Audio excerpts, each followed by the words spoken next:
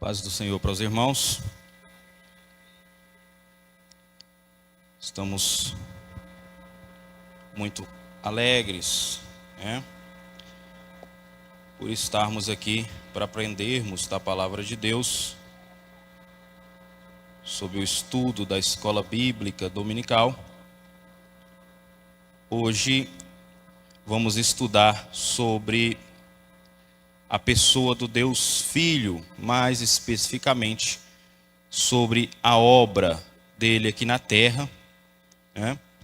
Então vamos aprender muitas coisas daquilo que Deus deixou através da escrita da Bíblia Sagrada sobre a obra do seu Filho.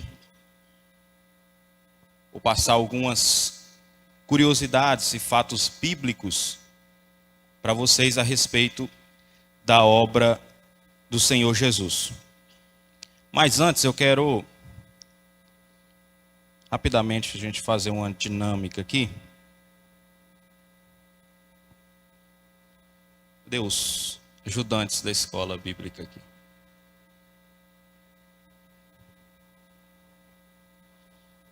É coisa rápida. Vou dividir esse bloquinho aqui, ó, adesivo. Pega as canetas aqui. E vocês vão compartilhando as canetas aí, tá? Eu trouxe 10. Fica 5 de cá e 5 de cá. Vocês vão escrever nesse bloquinho aqui, ó. Aqui, eu tenho mais um aqui. Ele é adesivo, vocês podem colar na camiseta aí, na camisa, tá? Eu quero que vocês escrevam. Se você tivesse que dar um valor monetário para a sua vida, qual seria? Não pode escrever sem valor, tá? Tem que ser um valor monetário, qualquer valor que você acha que a sua vida vale. Isso. É? Ou então se você estivesse participando de um leilão, quanto você acha que sua vida merece ser leiloada? Pode ir colocando aí. Todo mundo se precificou aí? Bem?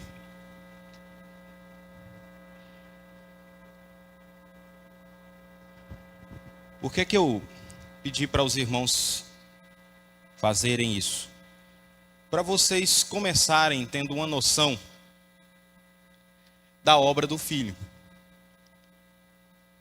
Para nós entendermos primariamente o quão grande significou o que disse o apóstolo Paulo escrevendo à igreja em Filipos. O quão imenso foi o fato, como disse o apóstolo Paulo, de mesmo sendo Deus, não teve por usurpação ser igual a Deus.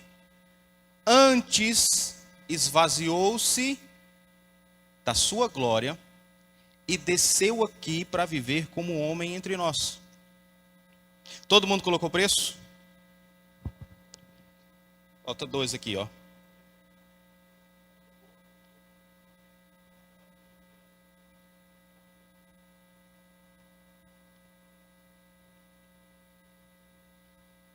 Acredito que todo mundo colocou um valor bem alto, né?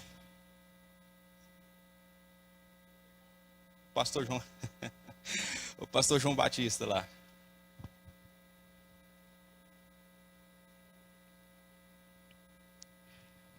Bom, esse valor que você colocou aí atribuindo à sua vida, diz a Bíblia, sabe qual o preço desta dívida que foi paga através de Jesus? Romanos capítulo 5, versículo 8 diz: mas Deus prova seu amor para conosco, em que Cristo morreu por nós, sendo nós ainda pecadores. Paulo escrevendo aos Coríntios, capítulo 7, versículo 23, ele diz: fostes comprado, e por um bom, confere aí, o preço de vocês está bom? Está um preço bom? Mas tem mais. Escrevendo aos Colossenses, Paulo diz assim: e anulou a conta da nossa dívida. Imagine que esse preço que você colocou aí era o preço da dívida que você tinha com o inimigo das nossas almas. E aí, para tê-lo de volta, olha o que Jesus teve que fazer. Paulo diz: ele anulou a conta da nossa dívida. Como ele fez isso? Com os seus regulamentos que nós éramos obrigados a obedecer. Ele acabou com essa conta pregando-a na cruz. Assim como você escreveu aí no papel adesivo e pregou aí o seu preço, Jesus somou tudo isso. Pegou a cédula de dívida e pregou-a na cruz e disse: eu pago o preço. Amém? Você pode dar um glória a Deus aí por isso? Então vamos ao início da nossa aula. Bom, o Senhor Jesus, ele, ao longo da história, ele se mostrou, tá? Ao longo da história bíblica, o Senhor Jesus sempre se mostrou participante da história. Ele sempre esteve lá. Quantos aqui já leram o Antigo Testamento da Bíblia Sagrada? Quantos aqui já leram o Antigo Testamento? Quantos aqui já se reservaram a ler o Pentateuco, os 5 primeiros livros da Bíblia? E quantos aqui não entenderam algumas partes do Pentateuco? Vou dar uma dica a vocês. Nunca leia o Antigo Testamento sob a ótica do Antigo Testamento. Se você quer ver as verdades bíblicas, se você quer saber, desfrutar dos mistérios de Deus revelados através das Escrituras, leia o Antigo Testamento sob a ótica do Novo. Quando chegar na sua casa, abra a Bíblia no Antigo Testamento e leia sob a ótica da pessoa de Jesus. Você vai ver as figuras reveladas. Por quê? Porque tudo que foi escrito, o Senhor Jesus, certa feita, chegou para os doutores da lei e disse assim: ó, examinai as Escrituras, porque julgais ter nela a vida eterna. E são elas mesmas que testificam de mim.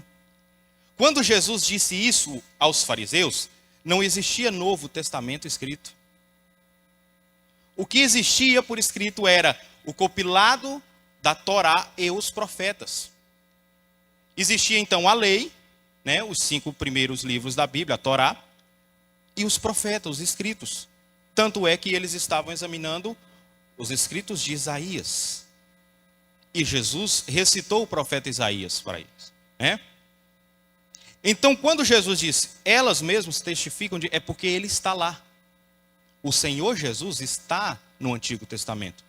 Ele só não estava atuando de forma explícita, porque no projeto de salvação feito antes mesmo da fundação do mundo, porque muitas vezes lemos a Bíblia Sagrada e achamos que Deus, ele foi pego de surpresa com o pecado de Adão.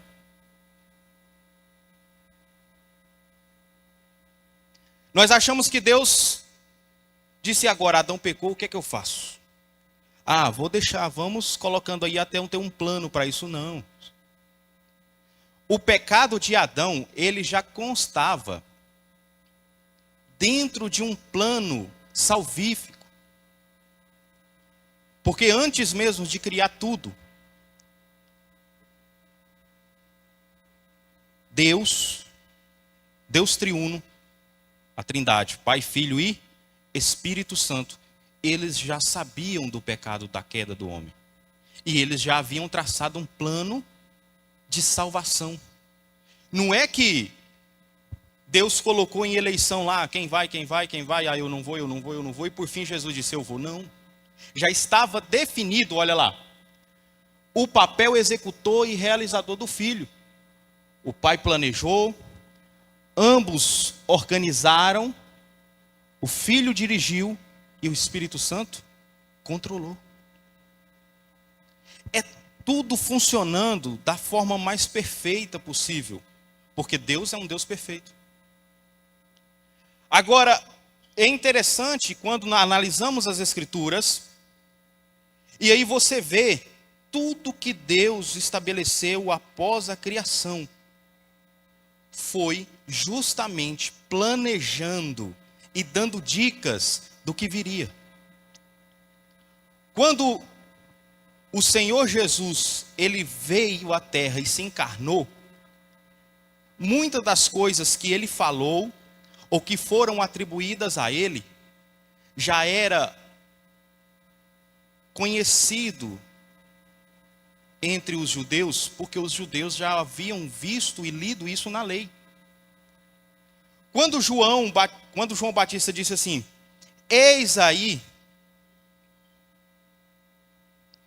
o Cordeiro de Deus. Por que João Batista falou o Cordeiro? É porque foi o primeiro animal que veio à cabeça? Não. João Batista falou, eis aí o Cordeiro, porque sabia que, de acordo com os profetas, Jesus era o Cordeiro sacrificial. Aquela mesma figura que Deus havia estabelecido na história do seu povo, para prefigurar, ou para ser uma, como diz o apóstolo Paulo, ser uma sombra daquilo que Jesus viria até a terra fazer.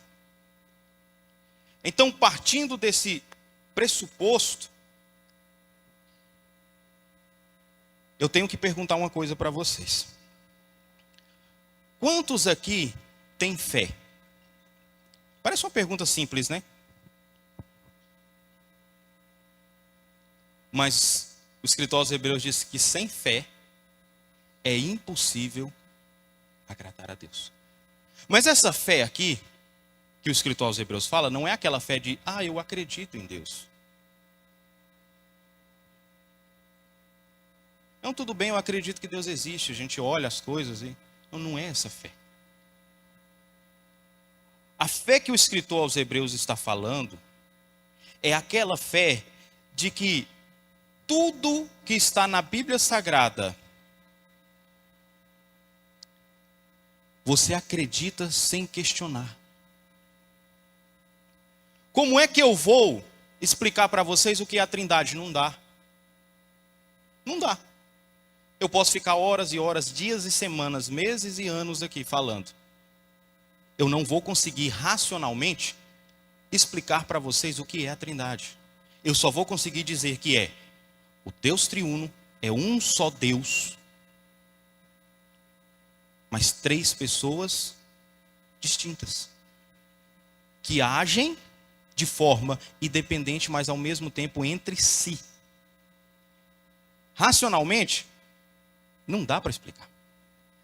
Aí, quando nós estamos estudando a Santíssima Trindade, se você sentar aí no banco e não tiver essa fé, você está perdendo tempo.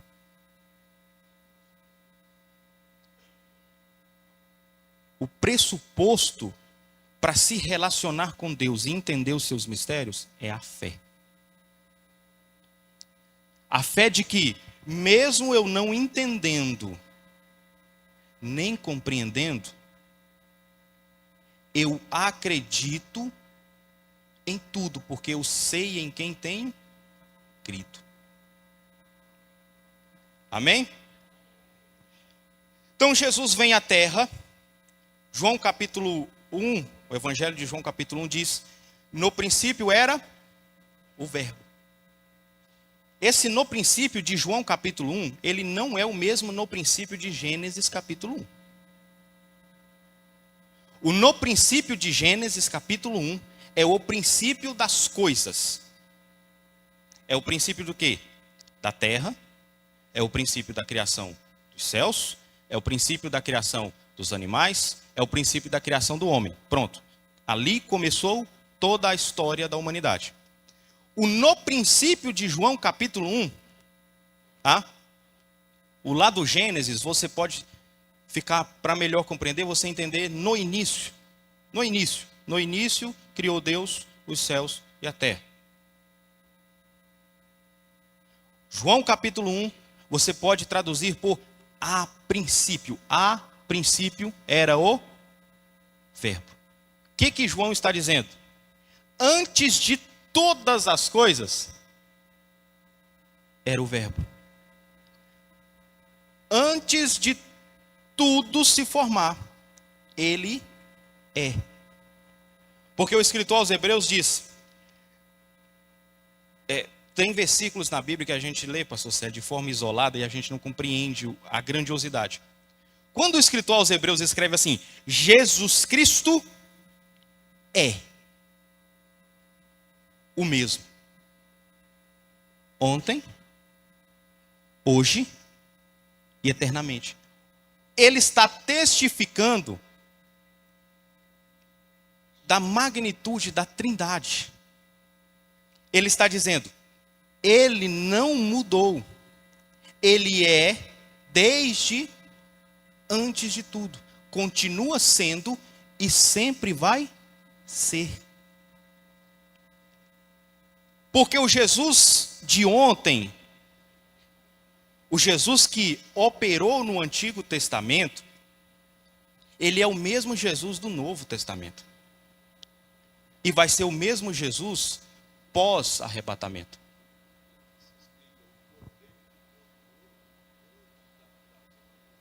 Desde antes, a gente vai ver esse detalhe específico num ponto da revista, mas o que o pastor Sérgio trouxe aqui é muito importante. Por quê? Porque nos explica como se deu a salvação no Antigo Testamento. Porque há linhas teológicas por aí que dizem não, porque o Antigo Testamento era as obras, o sacrifício. Não. O sacrifício feito desde a época do povo no deserto, ele não foi capaz de dar salvação a ninguém. Não porque ele era algo errado, ou foi feito errado, não, mas porque ele era apenas uma sombra para o sacrifício da obra do Filho. Então, o Jesus lá do Antigo Testamento, para quem vocês disseram que leram o Antigo Testamento, vocês não vão ver hora nenhuma lá o escrito Jesus no Antigo Testamento, mas ele estava lá. Dois exemplos rapidinho aqui. Certa feita, o povo de Israel estava passando por uma transição em sociedade e eles eram constantemente afligidos pelos filisteus, porque eram vizinhos de terra. Os filisteus, para vocês que já leram bastante na Bíblia Sagrada e não sabem o que é esse povo, os filisteus hoje é a faixa de terra ali, denominada hoje por faixa de Gaza, tá? Que vive até hoje em constante conflito com o povo de Deus. Mas naquela época era a Filícia, os filisteus. E aí Deus, então, mandou o anjo do Senhor. Quando você vê essa expressão na Bíblia, anjo do Senhor, ela é uma cristofania, uma teofania, tá? Não é um anjo comum. E tinha um certo homem trabalhando em sua propriedade, chamado Manoá. Aí o anjo apareceu para ele e disse assim, você e sua esposa, mano, terão um filho. E este menino, ele será nazireu de Deus. Deus vai pegar para ele, porque ele vai ser usado para subjugar os inimigos de Israel. Quem era o menino? Sansão. Quando o anjo estava retornando, Manoá gritou e disse, qual é o teu nome? Para que quando o menino nascer, eu possa me alegrar e sacrificar. Aí o anjo olhou para Manoá e disse assim, Por que perguntas o meu nome, se sabes que é maravilhoso? É o nome, está lá, tá na mão. E Josué vai se aproximando dele devagar e pergunta para ele: tu és a favor ou contra nós? Aí o homem diz assim: tenha calma, Josué. Eu estou aqui em missão de paz. Eu estou aqui como príncipe do Senhor. Aí você vai ver o profeta Isaías, ele escreve no capítulo 9, versículo 6 assim: porque um filho se nos deu, não é? O menino nasceu, e tudo está sobre os seus ombros, e ele será chamado de maravilhoso, príncipe da paz. Então, quem era esses acontecimentos? Eram Jesus. É por isso que o apóstolo diz, escrevendo aos Hebreus: ele era o mesmo ontem, hoje e eternamente. E há outras referências. É que se nós formos falar só desses aparecimentos de Jesus no Antigo Testamento, a gente fica o dia inteiro aqui. Mas vamos prosseguir. Bom, o primeiro ponto da nossa lição, tá? Ele vai tratar exatamente da humilhação voluntária do filho. Paulo exorta a igreja de Filipos à unidade e à humildade. Você está com sua Bíblia aberta aí? Filipenses, nosso texto bíblico, tá? Nós só vamos voltar um pouquinho.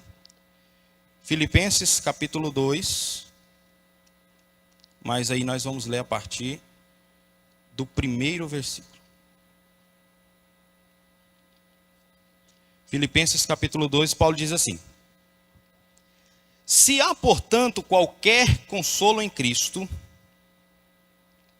se algum conforto de amor, se alguma comunhão no Espírito, se alguns afetos e misericórdia. Paulo está falando aqui do princípio de ser cristão. Paulo está dizendo assim para os irmãos em Filipos: se há, o primeiro princípio do ser cristão é consolo em Cristo.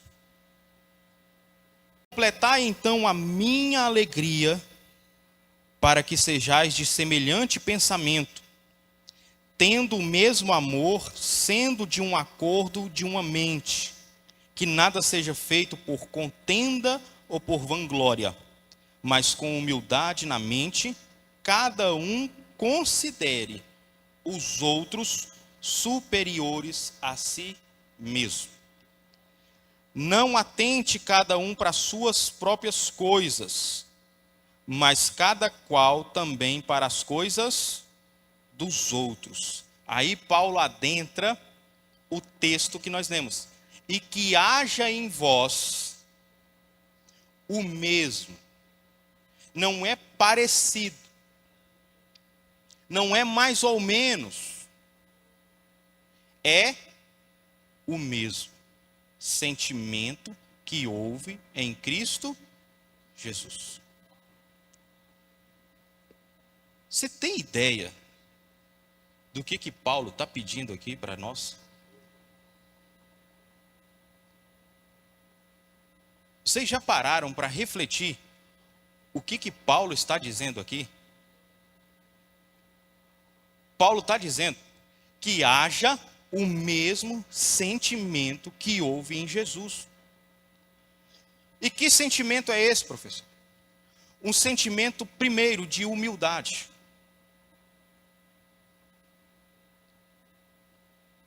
Jesus disse assim aos discípulos: eu estou aqui não para ser servido, mas para o Deus Filho está falando isso. aos discípulos. Eu não vim aqui para ser servido, eu vim para servir. O mesmo Jesus disse assim: quando fores injuriados, perseguidos, e mentindo disserem qualquer coisa contra vós. Jesus disse assim: pegue uma arma e agrida a pessoa. Vá para o WhatsApp e fale mal dela. Espalhe nos grupos e nas redes sociais que essa pessoa não presta. Não. Sabe o que Jesus disse? Alegrai-vos.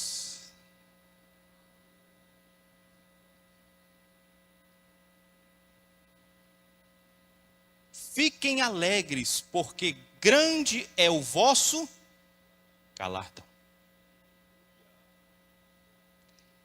É esse sentimento aqui que Paulo está dizendo que nós temos que ter o mesmo.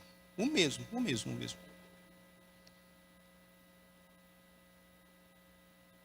O Senhor Jesus disse a Nicodemos assim: Nicodemos, se você não nascer da água e do Espírito, você não pode entrar no reino de Deus, Nicodemos. O nascer do Espírito, irmãos, há tantas pessoas que estão congregando, mas não nasceram do Espírito. Porque nascer do Espírito, você não vê nenhuma criança, você vê alguma criança de 6 meses correndo, indo aonde quer? Você já passou no supermercado e viu uma criança de 1 ano fazendo compras? Não tem. O nascer do Espírito é isso. Jesus está dizendo assim: vocês serão uma novinha criaturinha. E aí, vocês vão depender do Espírito para andar. Vocês vão ter que aprender a andar de novo, mas é com o Espírito. Vocês vão aprender a comer com o Espírito. Vocês vão aprender a pensar com o Espírito. Vocês vão aprender a olhar para onde o Espírito apontar. Porque o apóstolo Paulo escrevendo diz assim: porém já não vivo eu, mas Cristo vive. Isso é nascer do Espírito.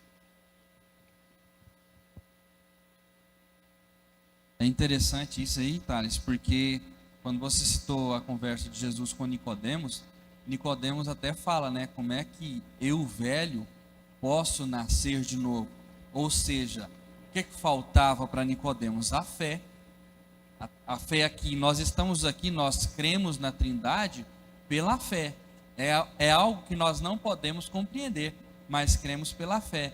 E aqui Nicodemos não compreendeu o nascer de novo, por quê? Porque lhe faltava fé. O Nicodemos, ele só estava olhando na visão humana, na racionalidade. Ele disse: como é que o velho vou nascer de novo? Tem jeito, né? Mas Jesus disse assim: tem, você precisa nascer do Espírito. Então Paulo está dizendo: olha, que haja em vós o mesmo sentimento. Mas não era só isso. Paulo também estava dizendo assim: porque ele foi submisso a Deus, ao Pai. O que tem de crente que não quer ser submisso a Deus?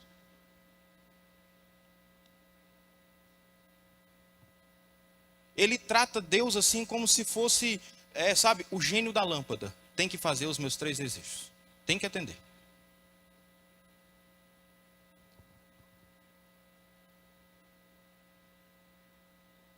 A submissão a Deus olha um exemplo de submissão. Quando Deus aparece a Abraão e disse assim: Abraão, eu quero que você saia do meio da terra, da tua parentela aí, e vá para uma terra que Deus não veio com um mapa, um projeto de construção e mostrou a Abraão, não. Ele diz assim: uma terra que eu te mostrarei. Então Abraão teria que ir andando pela fé. Submissão a Deus é não entender, mas confiar que Deus tem o melhor e que aquele caminho é o que tem que ser traçado, é o que tem que ser percorrido.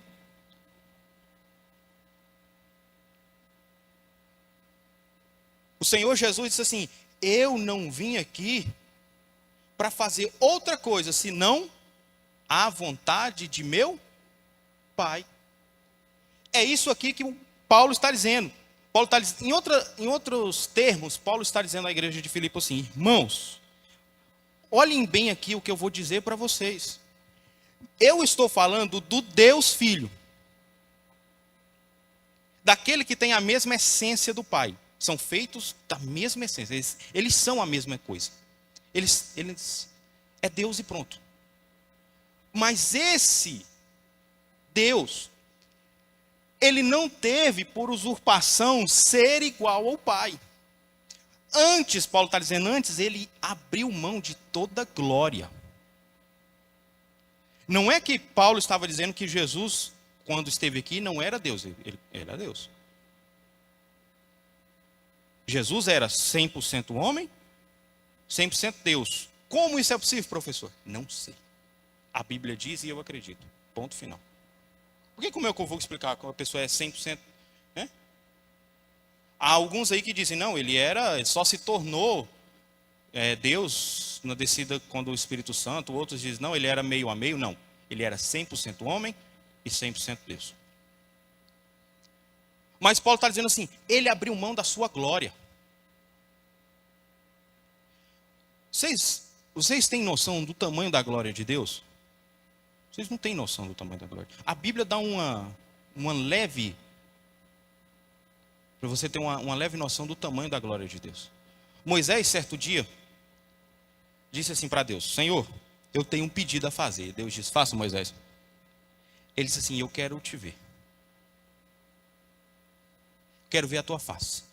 Deus disse: Moisés, eu não posso fazer isso, Moisés. Porque nenhum homem é capaz de ver a minha face e continuar vivo, Moisés. Eu não posso fazer isso. Moisés disse: não, eu quero. Eu quero, e o Senhor se vira aí para achar um jeito. Aí Deus disse assim: tudo bem, Moisés. Então suba ao monte. Lá, sabe aquele lugar que eu sempre falo contigo? Fica lá. Olha para a fresta da rocha. E eu vou passar rapidamente de costas. Porque a minha face, Moisés, não pode ver. Aí diz a Bíblia que Moisés foi e ficou lá. E Deus passou rapidamente de costas. E a glória de Deus foi tão grande que a Bíblia diz que Moisés ficou com o rosto brilhando.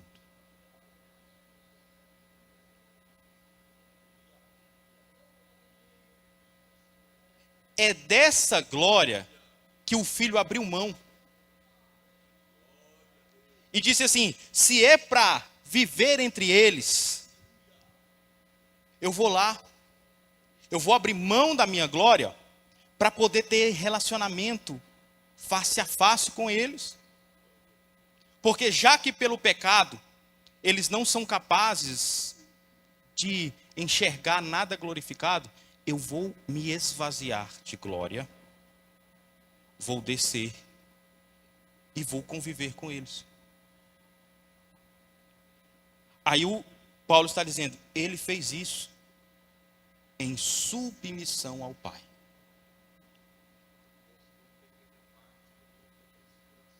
Sim, no Monte da Transfiguração, ele mostrou um pouquinho da glória, né? Tanto que os discípulos caíram com o rosto no chão, porque não conseguiram suportar, né? A glória de Deus é grande. Às vezes a gente, até por uma questão às vezes de parecer muito, às vezes a gente fala assim: nossa, hoje o culto foi cheio da glória, foi cheio de poder de Deus. Foi cheio de poder. Aprenda hoje aqui.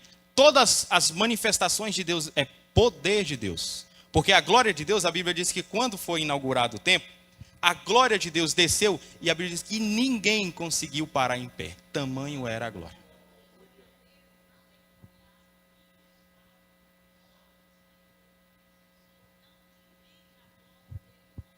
com ninguém.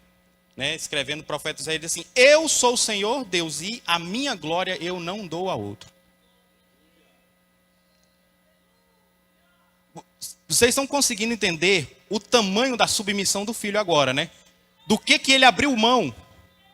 É isso que Paulo está dizendo. Ele abriu mão disso.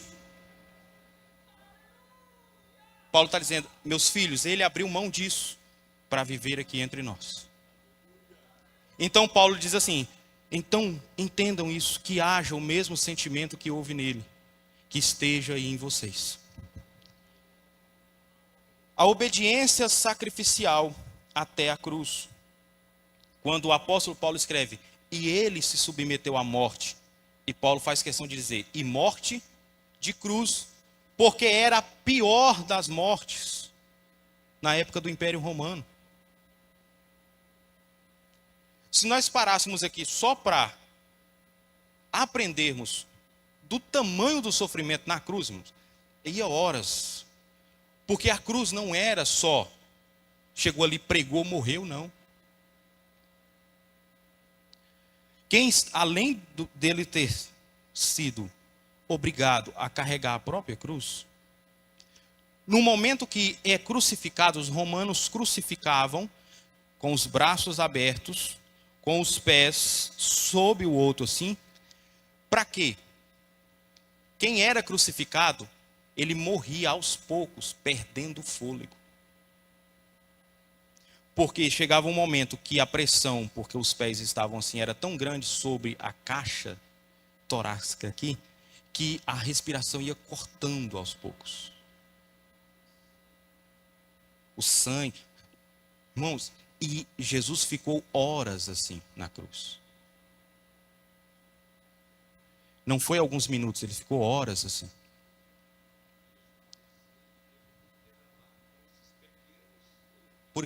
Sim, não houve outro corte nele. E água. Já não tinha mais. Saiu só água com, sabe, aquele líquido mesmo do... Não tinha mais sangue. E o ser humano, ele possui de 4 a 5 litros de sangue. Se você abrir a garrafa e virar, vai rápido. Mas tenta acabar com 4 litros de um líquido, deixando ele só pingando. Quantos aqui já tomaram soro na veia? Demora, né? Aquele... E é pouquinho, né? E parece que você está uma vida inteira ali. Você olha e parece que está no mesmo lugar. Você fala, mas está errado aqui, não está descendo nada. Agora imagina litros de sangue. Aí Paulo traz a memória dos irmãos em Filipe, diz assim: mas mesmo lá na cruz, ele não abriu a sua boca para reclamar.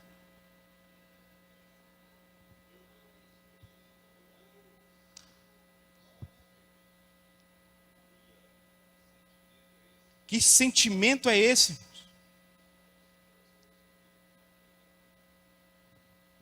Jesus em nenhum momento murmurou. E às vezes, porque as coisas não saem do jeito que a gente quer, a gente murmura contra Deus.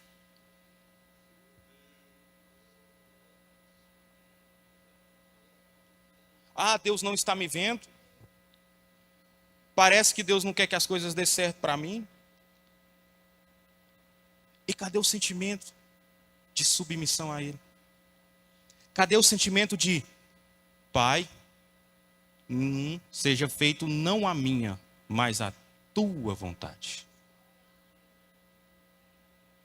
Tem que ter coragem, irmão, para dizer isso.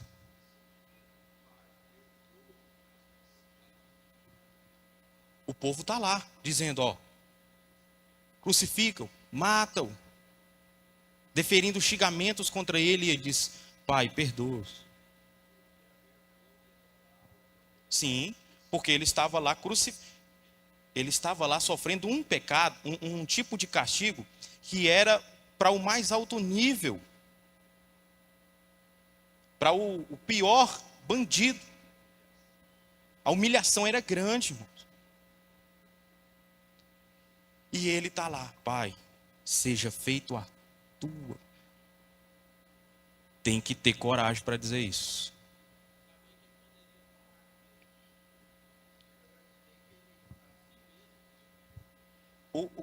Os discípulos, certa feita Jesus foi impedido de entrar em Nazaré. Aí João, olha para você ver como o relacionamento com Deus, ele é... Você nunca tem um relacionamento com Deus de uma vez, pleno assim, de uma vez. É aos poucos, é gradativo. Sabe o apóstolo do amor? Ele queria que Jesus tocasse fogo na cidade inteira. Aí ele disse assim: vamos orar aqui? O senhor permite? E a gente vai orar aqui, Deus vai mandar fogo e matar esse povo tudo. Aí Jesus disse assim: não, se eu quisesse, eu pediria que agora o Pai, ele mandaria miríades de anjos aqui. Jesus está dizendo: mas não é isso que eu vim fazer, João. Eu vim aqui cumprir a vontade de meu Pai. Eu vim dar vida. É esse sentimento, irmão. Não é o sentimento de eu mato aquele irmão que fez. Não, não é isso, não.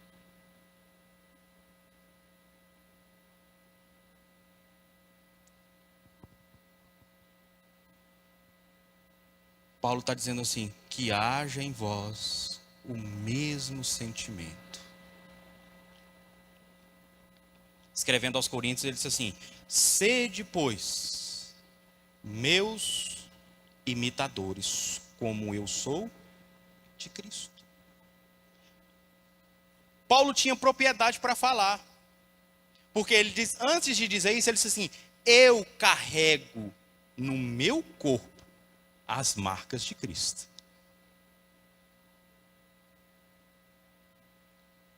Paulo está dizendo assim: eu apanhei em praça pública por causa do Evangelho.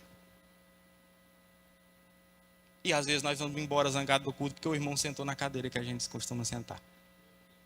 Já pensou? Ah, eu já treino 3 domingos que o pastor não me dá oportunidade, eu não volto mais naquela igreja.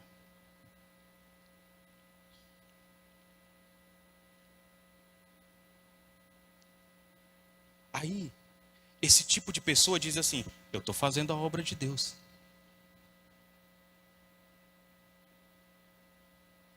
Mas está fazendo a vontade de Deus? A pergunta não é fazer a obra de Deus, é: eu estou fazendo a vontade de Deus? Porque Jesus, ele já começava dizendo assim: porque tudo que eu vim fazer, a obra que eu vim fazer, mas antes eu vim porque eu estou fazendo a vontade de meu Pai que está nos céus.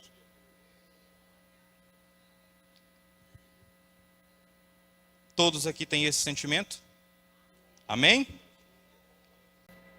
Bom, segundo ponto.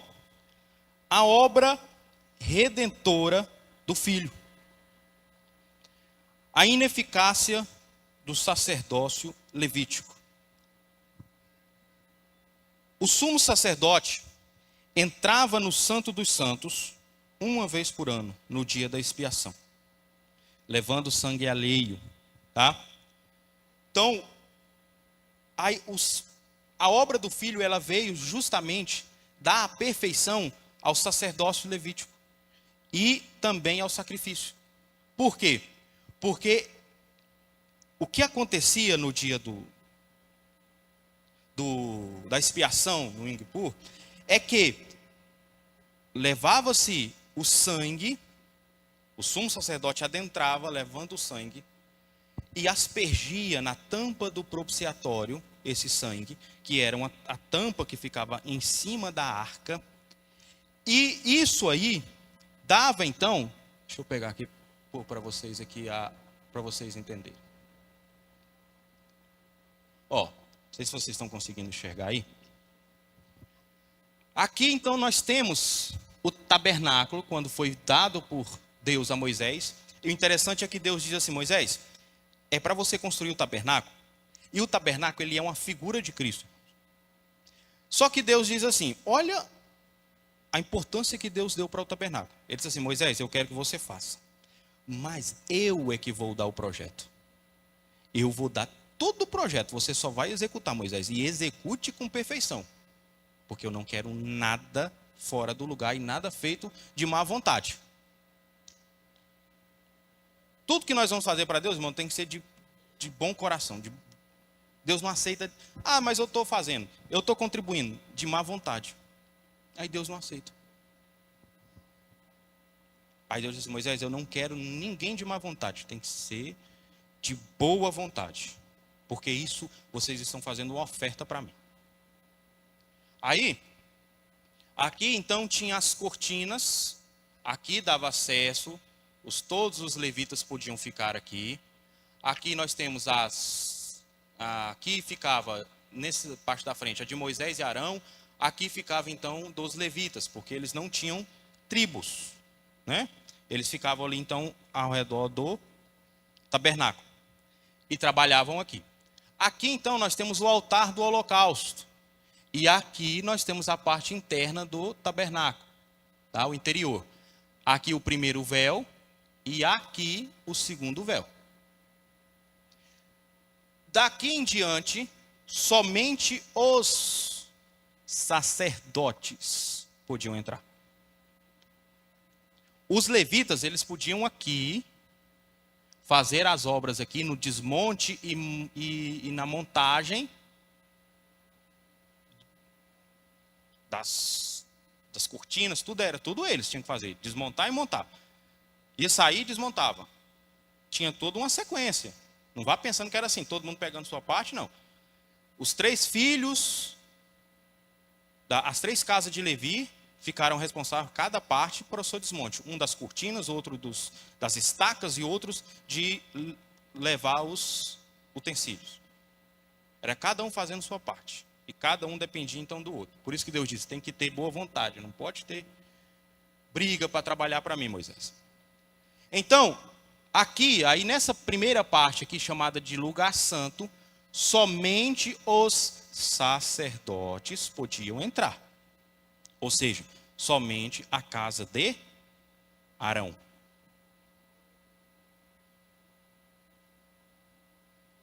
Aqui. E aqui temos os móveis, né? Os pães, o candelabro, o altar do incenso.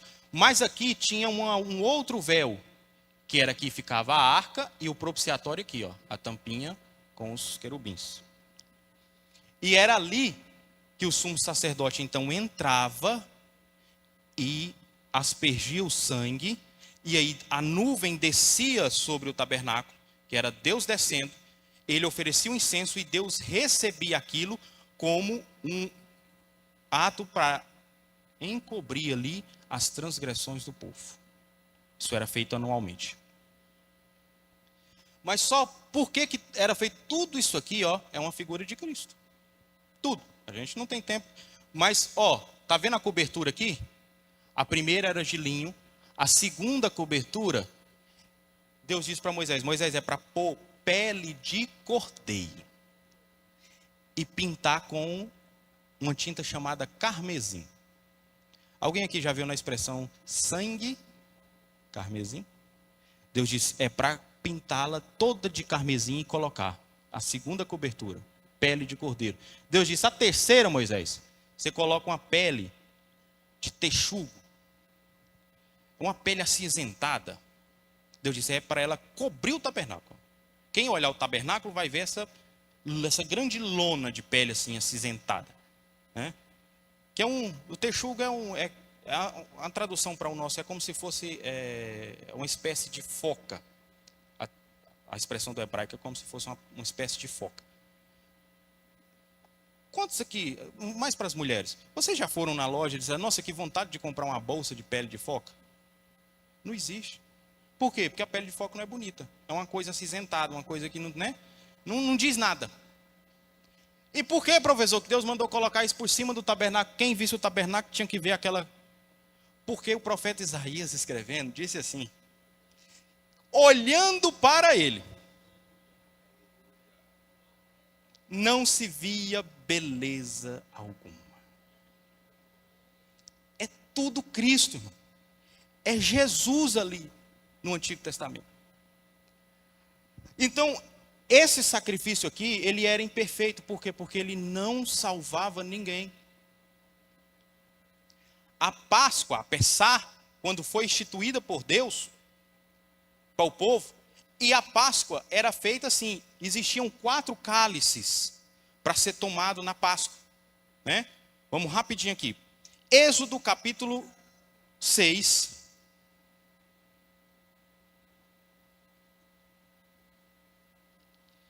Êxodo 6 e 6, e também o versículo 7. Nós temos então as 4 promessas de Deus para o povo. Êxodo 6 e 6 diz assim: por isso dize aos filhos de Israel: eu sou o Senhor, e vos tirarei debaixo da escravidão do Egito. Eu vos libertarei da servidão. Eu vos redimirei, vos resgatarei com braço estendido e com grande juízo. O 7. E eu vos tomarei por meu povo, e serei o vosso Deus. Os 4 cálices da Páscoa era então o cálice, o primeiro cálice era o cálice da santificação, porque eles comemoravam então ter sido tirado debaixo das cargas do Egito.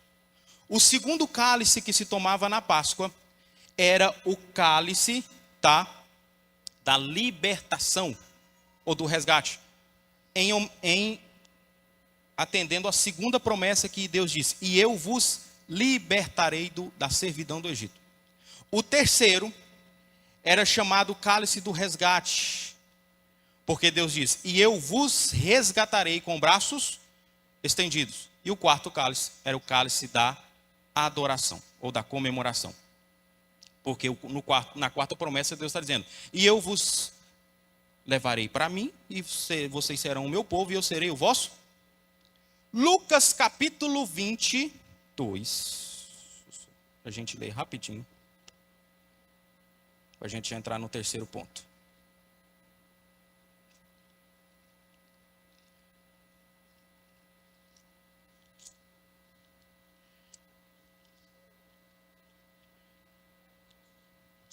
Lucas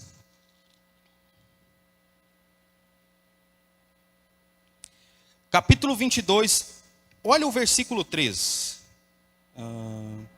O versículo 15. Jesus dizendo assim: quão intensamente desejei comer convosco esta Páscoa antes que eu morra. Aí no versículo 16, Jesus diz assim: porque eu vos digo que não mais participarei dela até que se cumpra no reino de Deus. Versículo 17. E ele, tomando o cálice, e tendo dado graça, disse: tomai-o e dividi entre. É o primeiro cálice. Era a tradição da Páscoa. Jesus então toma o primeiro cálice. Em homenagem ao quê? A ser livrado do trabalho escravo. Mas aí Deus disse assim: mas a promessa não é só livrar do trabalho. Eu vou vos livrar do quê? Da condição de escravos. Eu vou vos libertar. Aí vem o versículo, então, o versículo 19. E tendo tomado o pão... interessante que o 18 diz assim, porque eu vos digo que não beberei mais do fruto até o reino de Deus. Guarda isso aí. Aí vem o 19, ele, e tomando o pão, tendo dado graças, o partiu e diz, 20, semelhantemente também, depois de cear, tomou o cálice, é o segundo, tomou o cálice, e disse, aí dessa vez Jesus já acrescentou, na primeira ele só deu graça e tomou. Mas no segundo cálice, ele diz assim: este cálice é o cálice da nova. Quem é liberto não tem mais a antiga. O antigo contrato foi? O preço foi? Pregado onde? Na cruz. Aí Jesus está dizendo assim: tem uma nova aliança, um novo acordo, um novo testamento. É o cálice da libertação. Professor, ainda faltam 2 cálices. Lucas escrevendo diz assim: e logo depois Jesus saiu mais reservadamente, lá no Getsêmani, e orando ao Pai, disse assim, presta atenção: Pai, se possível, passa de mim, o quê? Este cálice, sem que eu o beba. Por quê? Porque esse aqui era o cálice da amargura. Era o cálice do resgate. João capítulo 19 vai dizer assim, a gente não vai ler para ganhar tempo. E vendo Jesus que tudo estava consumado, tudo estava pronto, tudo estava feito, o versículo diz assim, exatamente assim: e para se cumprir as escrituras, disse Jesus, tenho sede. A Bíblia não diz que ele estava com sede. A Bíblia diz que para se cumprir o que estava nas escrituras, ele disse, tenho sede. Aí diz que pegaram o quê? Uma esponja, embeberam ela em... A expressão traduzida para o nosso idioma é vinagre, mas do original é vinho azedo. Era o chamado vinho dos excluídos, porque era um vinho mais azedo, um vinho mais perdido, e eles misturavam água para poder conseguir beber. Era o vinho dos excluídos. Aí diz que mergulharam na esponja, no vinho, colocaram na boca de Jesus e ele tomou. Aí diz assim, e terminando de tomar o vinho azedo, o vinho da amargura, ele disse assim, Pai, está consumado. Mas o interessante é quando você vai lá na promessa. Deus diz assim, eu vos resgato. O verbo resgatar aqui, gaal, do hebraico, quer dizer comprar de volta aquilo que era meu. Que antes era meu, agora eu estou comprando de volta, porque eu perdi. Esse é o verbo resgatar do original. Aí, Jesus está dizendo assim, Deus está dizendo para o povo, e eu vos comprarei de volta. Com braços?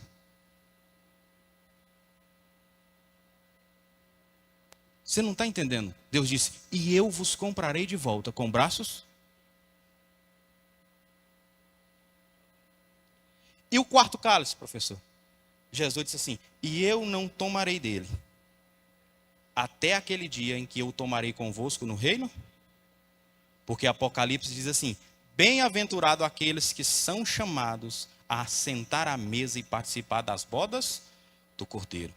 Aí Apocalipse diz assim, porque eu serei o vosso Deus, e vocês serão o meu?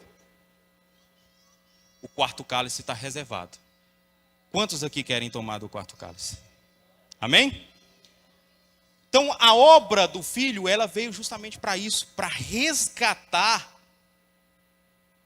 aqueles a quem Deus havia perdido, porque Paulo diz assim, que todos estavam destituídos da glória. Por quê? Porque estávamos em pecado.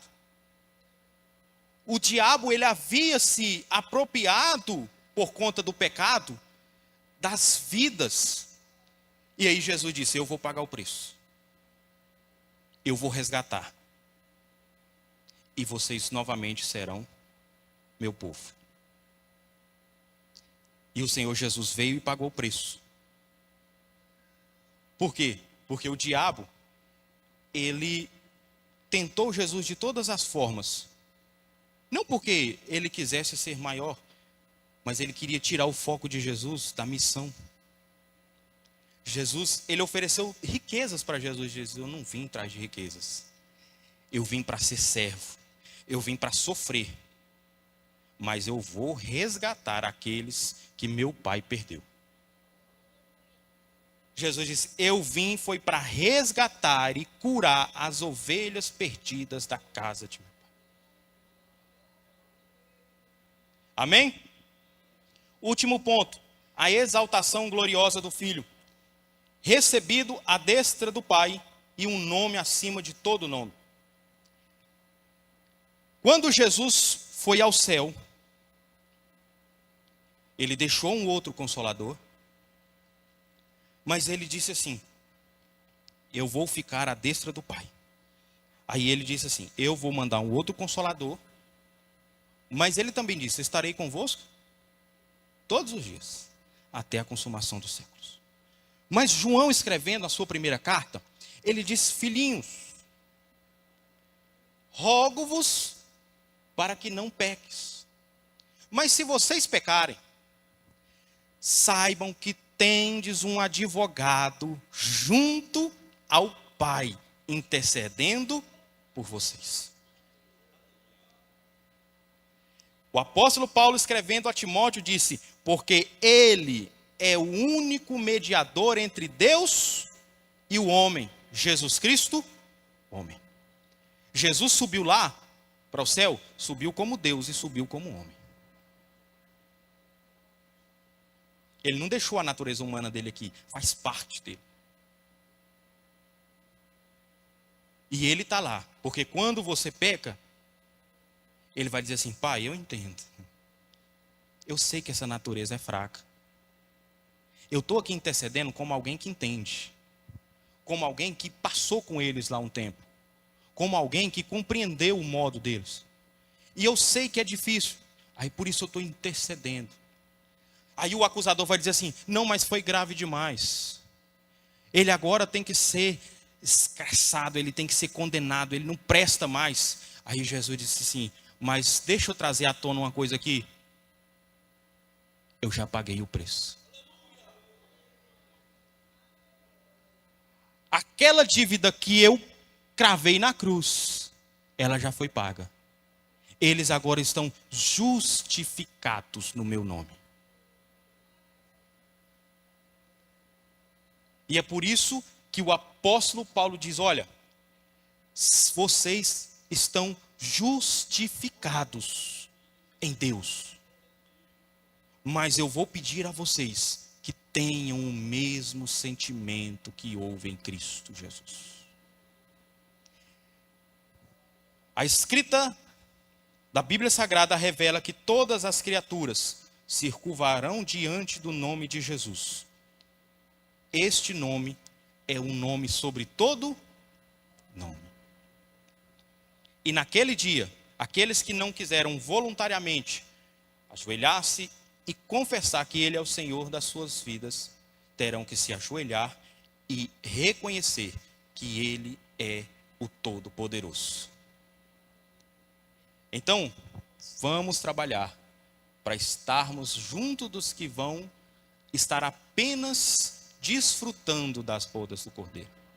Vamos valorizar a obra do Filho, tá? Porque é tão importante, irmão, isso é tão importante. Deixa eu só mostrar para vocês aqui.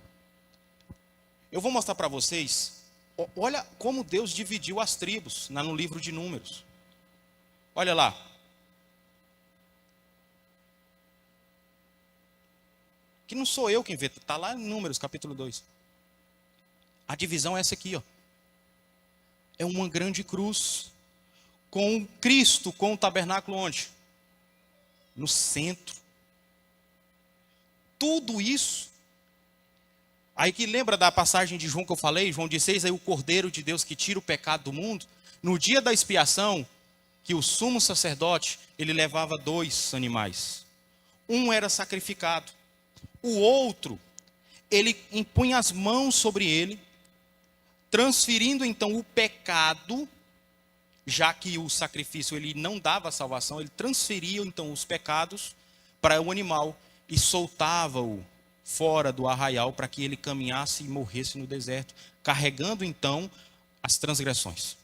Aí quando João vê Jesus, ele diz assim: eis aí, o Cordeiro de Deus. Mas ele não só carrega o pecado para fora do arraial, ele tira o pecado do mundo. O pastor Célio citou, para a gente encerrar, o pastor Célio citou aqui no início, quando o apóstolo Pedro, escrevendo na sua primeira carta, diz assim: porque o Cordeiro de Deus, que já era morto antes da fundação do mundo. Isso representa o quê, irmãos? A salvação, mesmo no Antigo Testamento, sempre foi pela graça de Deus. Sempre foi através da obra do Filho, do sacrifício do Filho. Porque para aqueles que viveram no período onde o Filho não havia se manifestado, mas ele já havia sido sacrificado desde antes da fundação do mundo. Então, aqueles crentes do Antigo Testamento que creram em Deus foram salvos por quem? Por meio da graça, através do Filho. Porque o apóstolo vai dizer que o sangue de Jesus, ele é suficiente. Porque Deus amou o mundo. O evangelista não colocou nada no presente, no futuro e no passado. Ele disse, o mundo. Desde quando o mundo é mundo, Deus amou o mundo. De tal maneira que deu o seu Filho unigênito. Unigênito ali quer dizer único. O único da mesma categoria, o único. Que deu o seu Filho unigênito. Para que todo aquele que nele crê. Olha que interessante. E o escritor aos Hebreus, no capítulo 11, ele diz assim, pela fé Abraão, pela fé Moisés, creu. Pela fé Abel, creu. Né? Pela fé. E pela fé nós também cremos que um dia, como disse o apóstolo Paulo, tudo isso aqui não se compara com o que vamos ter lá. Amém? A obra do Filho é completa, suficiente e gloriosa. Da humilhação à exaltação. Vivamos como servos daquele que nos serviu com a sua vida e nos salvou com seu sangue. Mas olha que interessante, aqueles que têm a convicção e a submissão de viver como servo, tem uma recompensa para eles. E qual é? Jesus disse assim, já não chamo-vos de servo, chamo-vos de amigos. Quantos aí querem ser amigos de Deus? Amém? Que Deus abençoe a todos vocês. Eu agradeço a oportunidade em nome de Jesus.